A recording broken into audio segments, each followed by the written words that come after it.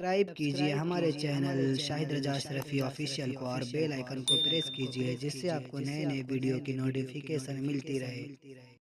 تو ناظرین السلام علیکم ورحمۃ اللہ وبرکاتہ۔ آج کا بیان حضرت شاکر علی نوری کا بیان رہے گا۔ امام حسین نے سجدے میں سر کیوں کٹایا، اس کا پارٹ 2 جو ابھی آپ دیکھنے والے ہیں، اور اس کے پہلے پارٹ 1 میں نے اپلوڈ کر رکھا ہے، اس کو بھی آپ سنے جا کر کے پورا تفصیل سے سنے بیان، اور اللہ سے دعا کرے کہ اللہ ہمیں نیک عمل کرنے کی توفیق عطا فرمائے۔ تو چلیے بیان شروع کرتے ہیں۔ ان سے پہلے کوئی اس طریقے سے کامیاب ہوتا ہوا دکھائی نہیں دیتا ہے۔ یہاں میں آپ کو بتاؤں، صبر کرنا معمولی کام نہیں ہے۔ ایک چھوٹی سی ٹھوکر لگتی ہے تو ہماری زبان سے چیخ نکل جاتی ہے، اور شاید ہی محلے کا کوئی فرد ایسا ہو جسے ہم اللہ کی شکایت نہ کرتے ہوں۔ صبر معمولی دولت نہیں ہے۔ ہر عمل کا اجر اللہ نے مقرر فرمایا کہ اس نیکی کا اجر 2 گنا، 10 گنا، 200 گنا، 700 گنا، 1,00,000 گنا۔ لیکن جب بات صبر کی آتی ہے تو میرا مولا فرماتا ہے انما یوفی الصابرین، اللہ بے حساب عطا فرماتا ہے۔ اے رسول اعظم صلی اللہ علیہ وسلم کے دیوانوں، صبر کے معنی ہوتا ہے روکنا۔ اب یہاں میں آپ سے پوچھوں، روکنا کتنے لوگ روکتے ہیں اپنے آپ کو؟ کہاں روکنا؟ اللہ نے حضور صلی اللہ علیہ وسلم کو بھی فرمایا وَاصْبِرْ نَفْسَكَ مَعَ الَّذِينَ يَدْعُونَ رَبَّهُمْ بِالْغَدَاةِ وَالْعَشِيِّ، اپنے آپ کو ان لوگوں کے ساتھ روکے رکھو جو صبح و شام اللہ کو یاد کرتے ہیں۔ لیکن ہم دیکھتے ہیں کہ حضور صلی اللہ تعالی علیہ وسلم کا امتی ان لوگوں کے ساتھ اپنے آپ کو روکنے کے لیے تیار نہیں ہے جو صبح و شام اللہ کو یاد کرتے ہیں، بلکہ ان کے ساتھ بیٹھنا پسند کرتا ہے جو صبح و شام اللہ کے ارشاد کے خلاف عمل کرتے ہیں۔ صبر بہت بڑا سرمایہ ہے، بہت بڑی دولت کا نام ہے۔ بلکہ سن لو، 2 لوگ ایسے ہیں جنہیں اللہ عز و جل بہت نوازتا ہے۔ قرآن کہتا ہے وَمَا يُلَقَّاهَا إِلَّا الَّذِينَ صَبَرُوا وَمَا يُلَقَّاهَا إِلَّا ذُو حَظٍّ عَظِيمٍ، جو صبر کرتا ہے اللہ اسے نوازتا ہے، اور جو قسمت کا دھنی ہوتا ہے اللہ اسے نواز دیا کرتا ہے۔ صبر بہت طاقتور چیز کی نام ہے، بہت بڑی دولت کا نام ہے۔ اسی لیے اللہ نے فرمایا وَلَمَنْ صَبَرَ وَغَفَرَ إِنَّ ذَلِكَ لَمِنْ عَزْمِ الْأُمُورِ، جس نے صبر کیا اور معاف کیا بے شک یہ بہت ہمت والا کام ہے۔ اے رسول اعظم صلی اللہ تعالی علیہ وسلم کے دیوانوں، شور کرنے سے مصیبت ختم نہیں ہوتی، چلم چلی سے مصیبتیں ختم نہیں ہوتی، لیکن اگر کوئی بندہ مصیبت پر صبر کر لیتا ہے، مولا یہ مصیبت تیری طرف سے ہے، یہ آزمائش تیری طرف سے ہے، یہ امتحان تیری طرف سے ہے، یہ ابتلا تیری طرف سے ہے، اگر تو چاہتا ہے کہ میں امتحان کی وادیوں سے گزروں، اگر تو یہ دیکھنا چاہتا ہے کہ دنیا مجھے اپنے موقف سے ہٹانے کے لیے ایڑی چوٹی کا زور لگا رہی ہے، اور دنیا پوری بھی کوشش کر رہی ہے میں حق سے ہٹ جاؤں، میں دین کے اس اعلیٰ قدروں سے ہٹ جاؤں، تو میرے مولا تو میرا امتحان لے لے، میں دنیا کی طاقتوں کے سامنے جھکوں گا نہیں، میں اپنے موقف سے ہٹوں گا نہیں، میرا موقف قرآن کے مطابق ہے، میرا موقف تیرے ارشاد کے مطابق ہے۔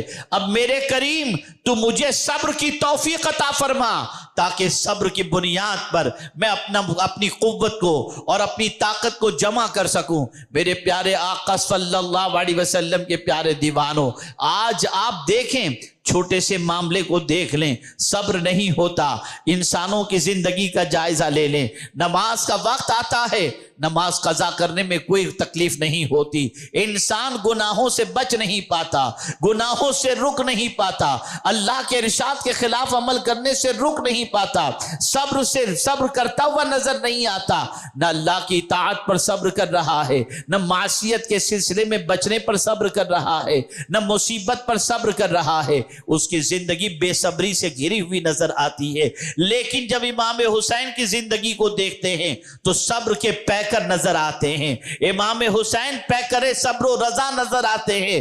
اللہ اکبر۔ اور صبر کے حوالے سے اللہ کتنا طاقتور اسے بنا دیتا ہے۔ آپ مجھے بتائیے، آپ کے ساتھ 10-20 ایسے لوگ موجود ہوں جو توانا اور طاقتور ہوں، جو اقتدار کی کرسی پر بیٹھے ہوئے ہوں، تو آپ خود کو طاقتور سمجھیں گے، لیکن دنیا میں کوئی بھی اللہ سے بڑھ کر کے طاقتور نہیں ہو سکتا۔ لیکن جب بندہ صبر کرتا ہے تو اللہ فرماتا ہے ان اللہ مع الصابرین، بے شک اللہ صبر کرنے والے کے ساتھ ہے۔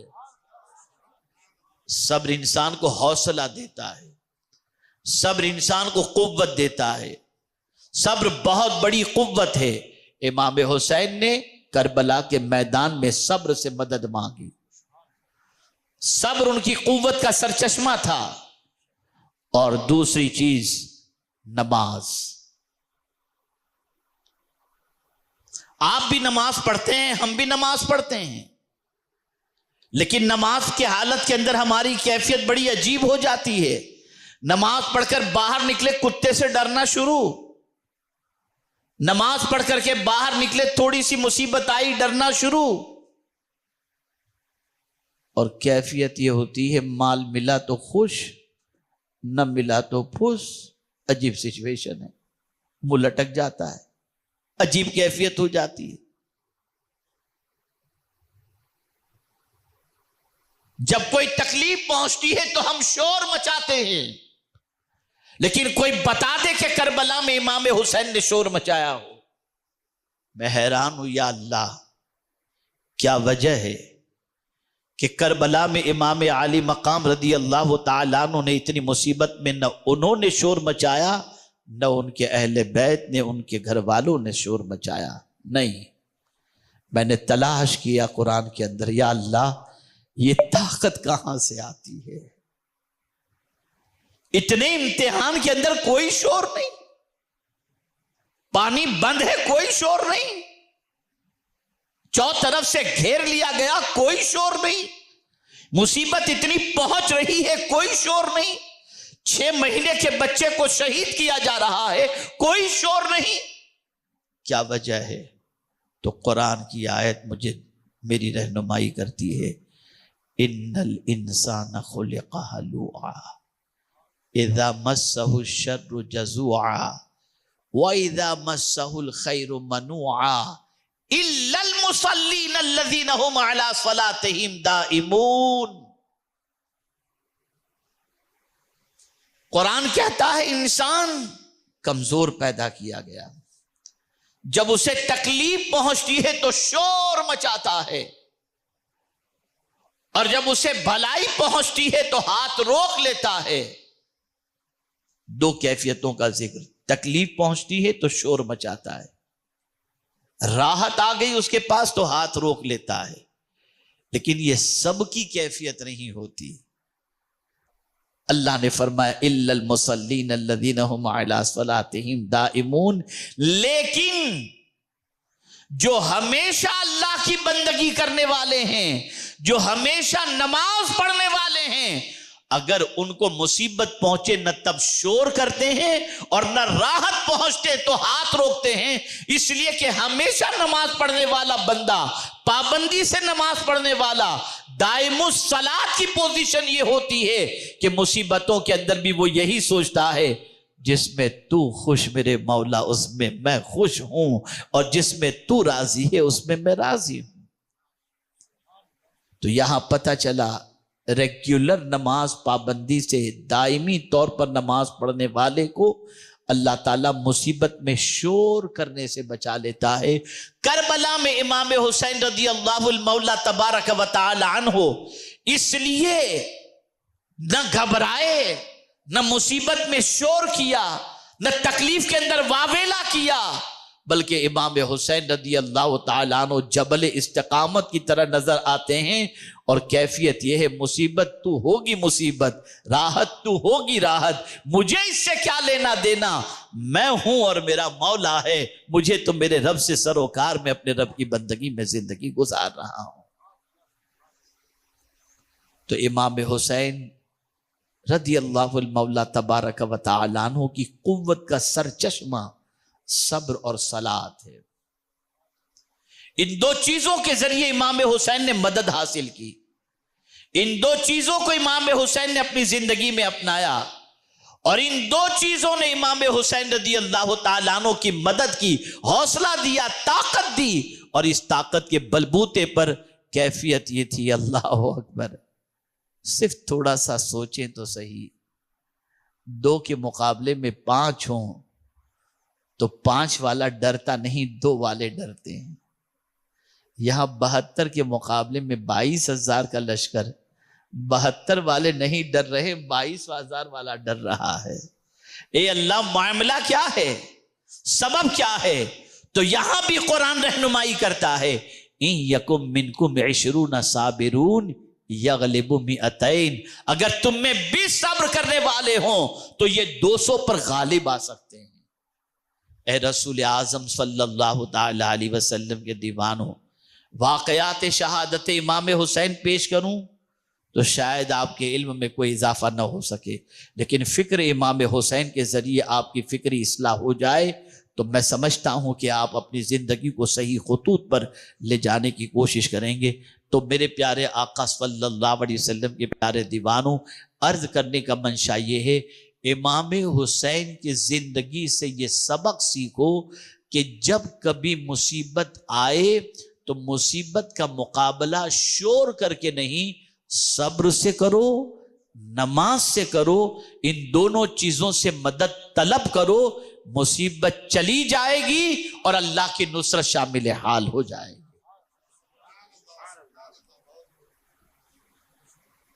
آپ زندگی میں کبھی دیکھیے گا، کبھی بھی دیکھیے گا، کبھی آپ کی زندگی میں آپ اپنے آپ کو کمزور محسوس کرتے ہوں، وضو کیجئے اور نماز کے لیے کھڑے ہو جائیے۔ آپ جب نماز پڑھیں گے آپ کے اندر توانائی پیدا ہوگی۔ میں ایک خاص بات عرض کرتا ہوں، اور وہ یہ ہے کہ ایک بہت بڑے مفکر نے ایک سوال پوچھا، اور وہ سوال یہ تھا کہ میدان کے اندر اسپورٹس مین جب اترتا ہے جنگ جیتنے کے لیے، میچ جیتنے کے لیے، تو اس کی غذا بڑی مختصر ہوتی ہے، وہ کم کھانے والوں میں ہوتا ہے، اور بہت ورزش کرتا ہے، اتنی ورزش صبح اٹھنے سے لے کر کے، اور اس میچ کے کھیلنے سے پہلے نہ جانے کتنی ورزش کرتا ہے، اس ورزش کے بعد اس کے اندر اتنی اسٹیمنا پیدا ہوتی ہے کہ مقابلے کے لیے میدان میں وہ اتر سکے۔ لیکن سوال یہ پیدا ہوتا ہے، کبھی کسی ولی کو ایکسرسائز کرتے تو ہم نے نہیں دیکھا، پھر ولی کے پاس یہ طاقت کہاں سے آتی، ولی کے پاس یہ قوت کہاں سے آتی؟ تو بڑا پیارا جواب ایک مفکر نے دیا ہے، ولی جتنی ایکسرسائز اسپورٹس مین بھی نہیں کرتا، ولی ایک رات میں 1,000 رکعت نفل پڑھ کے اپنے اندر قوت پیدا کر لیتے ہیں۔ نماز کے ذریعے قوت ملتی ہے، نماز کے ذریعے طاقت ملتی ہے، نماز کے ذریعے انسان کے اندر لیڈرشپ کوالٹی پیدا ہوتی ہے۔ یہی وجہ ہے کہ رسول رحمت صلی اللہ تعالی علیہ وسلم جب کبھی اضطرابی کیفیت سے دوچار ہوتے تو حضرت بلال سے فرماتے، ارحنا یا بلال، اے بلال مجھے راحت پہنچاؤ۔ وہ کون سی راحت ہے جس میں نماز نہیں، اور وہ کون سی تکلیف ہے جس کے اندر نماز نہیں؟ اور امام حسین رضی اللہ المولا تبارک و تعالی عنہ نے ہمیں یہ درس دیا، تم کبھی بھی اپنے آپ کو کمزور نہ سمجھنا، اللہ نے تمہیں 2 ہتھیار دے دیے ہیں، جب کبھی تم آزمائش میں گرفتار ہو جاؤ، استعینوا بالصبر والصلاۃ، صبر اور نماز سے مدد طلب کرو۔ इन्नल्लाह मअस-साबिरीन के बेशक अल्लाह सब्र करने वालों के साथ है। ए रसूल आज़म सल्लल्लाहु ताला अलैहि वसल्लम के दीवानों, वो कौम कैसे नमाज से मदद तलब करे जो कौम फर्ज नमाज ही अदा करने के लिए तैयार नहीं। वो कौम नमाज के जरिए मदद कैसे तलब करे जिस कौम का हाल ये है कि जुम्मा की भी 2 रकात बड़ी मुश्किल से पड़ती है।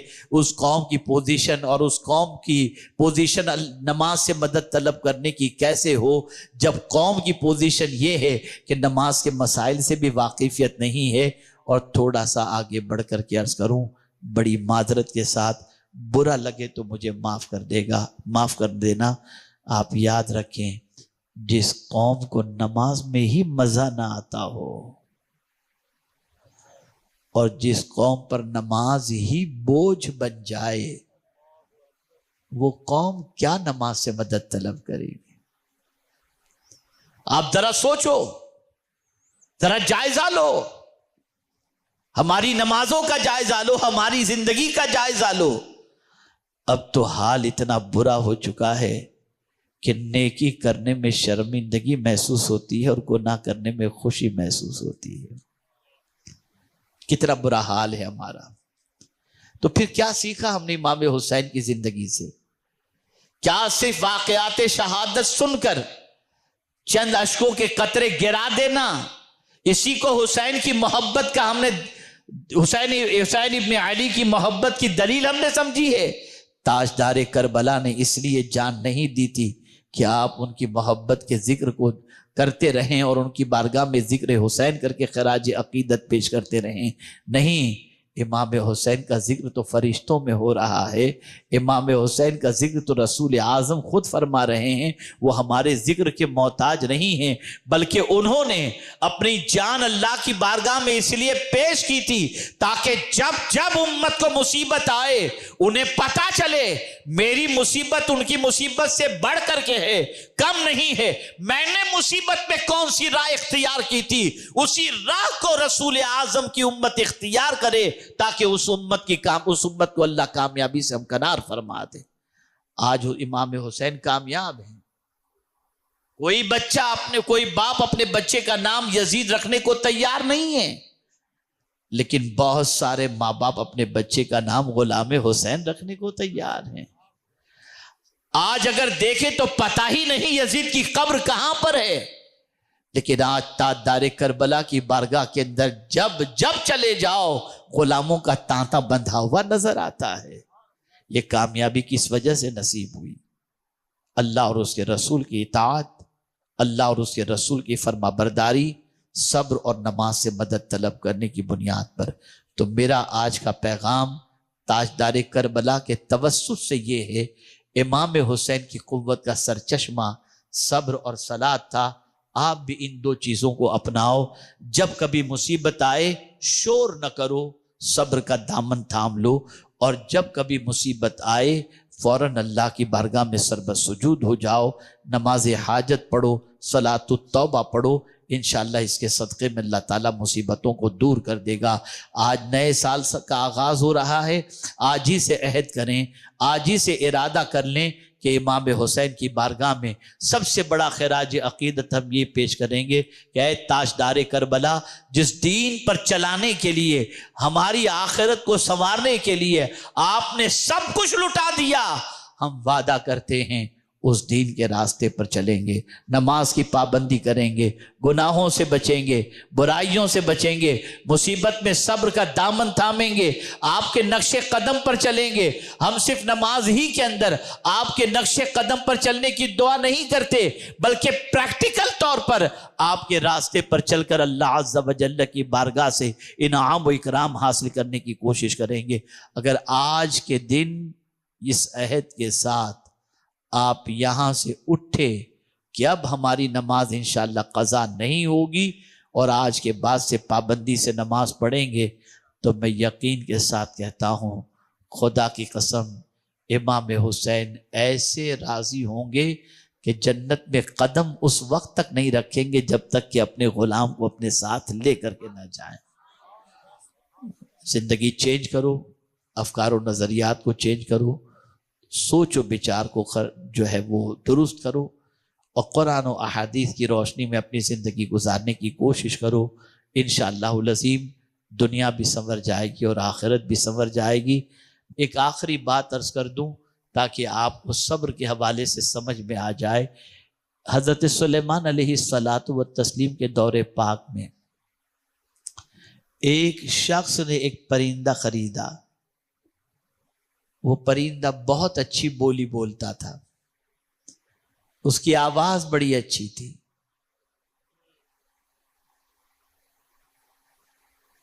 جس نے خریدا تھا اس نے پنجرے میں اسے قید رکھا تھا، اس کی باتیں سنا کرتا تھا، اس کی آواز سنا کرتا تھا۔ ایک دن ایک اسی کا ہم جنس پرندہ آیا، پنجرے پر بیٹھ کر کے اس پرندے سے پتہ نہیں کیا کہہ کر کے گیا کہ اس پرندے نے بولنا بند کر دیا، چپ ہو گیا۔ پرندے کے مالک نے حضرت سلیمان علیہ السلام کی بارگاہ میں شکایت کی کہ حضرت میں نے بہت بڑی قیمت دے کر اس پرندے کو خریدا، اس لیے کہ اس کی بولی مجھے اچھی لگتی تھی، اب کچھ دنوں سے وہ چپ ہو گیا ہے، حضور آپ ہی کچھ فیصلہ فرمائیں کیا ہو۔ حضرت سلیمان علیہ السلام نے پرندے سے پوچھا کیا بات ہے کہ تو چپ ہو گیا ہے؟ پرندے نے جواب میں جو کہا سنیے۔ پرندے نے کہا میں قید و بند میں تھا، قید و بند میں ہوں، میرا ایک دوست میرا ہم جنس میرے پنجرے پر آ کر کے بیٹھا اور کہنے لگا تو قید کے اندر شور مچا رہا ہے، قید کے اندر رو رہا ہے، قید کے اندر تو چلا رہا ہے، لیکن تیرا مالک یہ سمجھ رہا ہے کہ تیری بولی اسے اچھی لگ رہی ہے، تو چپ ہو جائے گا تو تجھے قید سے نجات مل جائے گی۔ اس کی بات میری سمجھ میں آئی اور میں چپ ہو گیا، اور اب میں کبھی نہیں بولوں گا۔ حضرت سلیمان علیہ السلام نے اس پرندے کے مالک سے کہا اب یہ تیرے کام کا نہیں۔ اس نے فوراً پنجرا کھولا، اس پرندے کو آزاد کر دیا۔ پرندہ سامنے کے درخت پر جا کر کے بیٹھا اور کہا سنو، میں جب مصیبت میں شور کرتا تھا تو قید میں تھا، جب سے صبر کیا ہوں اللہ نے مجھے آزادی عطا فرما دی ہے۔ صبر کرو، دامن صبر کو تھامو۔ صبر اتنی طاقتور چیز ہے کہ آپ اوراق الٹ کر کے دیکھیں انبیاء کی سیرت کے اوراق، صحابہ کی سیرت کے اوراق، اولیاء کرام کی سیرت کے اوراق، انہوں نے صبر کا دامن تھامے رکھا۔ ہمیں بھی چاہیے ہم دامن صبر کو تھامے رکھیں، اللہ عز و جل سے اپنی تکلیفوں کی شکایت کریں۔ یہ نہیں کہ آپ اللہ سے اپنی تکلیف کی شکایت نہ کریں، خود قرآن مقدس میں ہے انما اشکو بثی وحزنی الی اللہ، قرآن مقدس میں۔ لیکن انسانوں سے شکایت نہ کریں، اللہ سے عرض کریں، اور وہ پالنہار حقیقی معبود برحق اپنے بندوں کی مصیبتوں کو دور بھی کرنے والا ہے اور پریشانی کو دور بھی کرنے والا ہے۔ تو کربلا سے ہمیں یہ درس مل رہا ہے کہ اتنی بڑی مصیبت کے باوجود بھی اگر تم یہ سمجھنا چاہتے ہو کہ میں اپنے موقف سے ہٹ نہ سکا تو میرے پاس کون سی چیز تھی جس کی بنیاد پر 22,000 کا لشکر بھی مجھے اپنے اسٹینڈ سے ہٹا نہ سکا، تو وہ دو چیزیں تھیں، صبر اور صلاۃ۔ ہمیں بھی چاہیے کہ ہم ان دو چیزوں کو اپنائیں۔ اللہ رب العزت جل جلالہ آقا کریم رؤوف الرحیم علیہ التحیۃ والتسلیم کے صدقہ و طفیل ہم سب کو صبر و صلاۃ کے دامن کو تھامے رکھنے کی توفیق عطا فرمائے، اور رب قدیر جل جلالہ تاجدار کربلا کے نقش قدم پر چلتے ہوئے اپنی دنیا اور آخرت سنوارنے کی توفیق نصیب فرمائے۔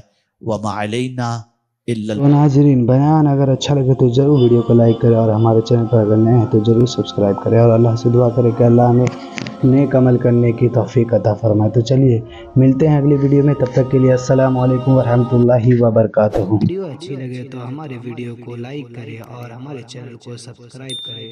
شکریہ۔